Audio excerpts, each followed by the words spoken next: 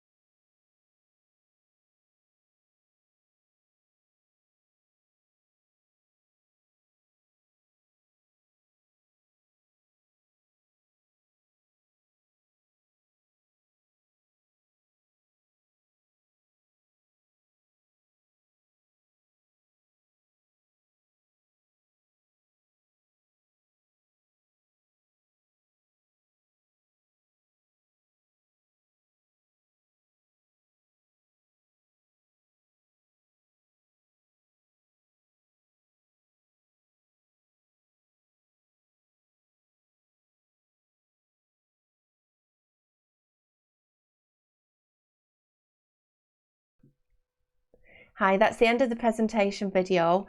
If you do have any questions, please feel free to type those in the comments box for us to answer for you. Simon's still here and is willing to